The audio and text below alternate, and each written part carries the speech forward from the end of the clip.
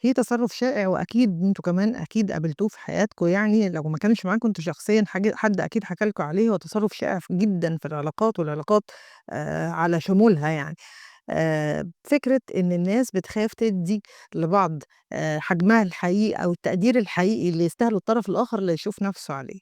والحقيقة إن أوقات بيحصل كده ما بين الأبّهات والأمهات بيبقوا خايفين يدّوا الدعم الكافي لأولادهم علشان خاطر خايفين لا البنت أو الولد يكبروا قبل سِنّهم أو يبتدوا يفكّروا في حاجات تانية تشغلهم مثلًا عن مذاكرتهم والحاجات دي.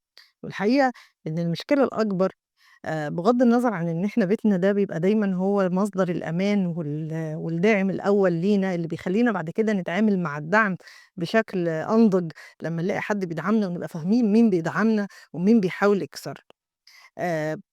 على قد ما ده مفهوم مغلوط أو مفهوم غير ناضج ممكن الأب أو الأم يمارسوه مع أولادهم علشان خاطر خايفين عليهم مثلًا، تبقى المشكلة الأكبر لمّا يكون عندي اختيار أو أقدر أبعد عنك وقت ما ألاقي نفسي لقيت التقدير ده في حتّة تانية.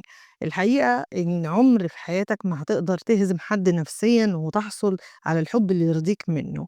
أنا سمعتها من ستات وسمعتها من رجالة وسمعتها من ناس كتير جدًا باخاف أدّي له قيمته الحقيقية أو أقول له أنت شاطر أو أقول له أنت وسيم أو أقول له أنت لابس كويس النهارده، لأحسن ده يخلّيه ينقلب عليّا ويخلّيني مهدّدة طول الوقت. طبعًا إحنا بنخاف على العلاقات بشكل مُضِر للعلاقة نفسها وبيخلّي الشخص الآخر أول ما بيلاقي تقدير بشكل أو بآخر في حتّة تانية، بيفكّر ينهي العلاقة دي.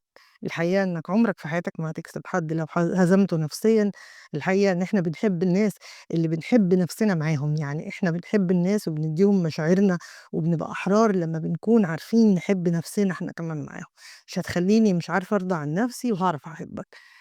لمّا تحبّوا حد ادّي له القدر الواعي، يعني ما تملوش الego بتاعه بحيث إنه فعلًا ممكن تتعرّضوا للخطر ده، بس الحقيقة كُلّنا بنبحث عن التقدير. لمّا تحب حد حاول تدّي له قدره وتدّي له كلمات الدعم علشان ما يحتاجهاش من برّه.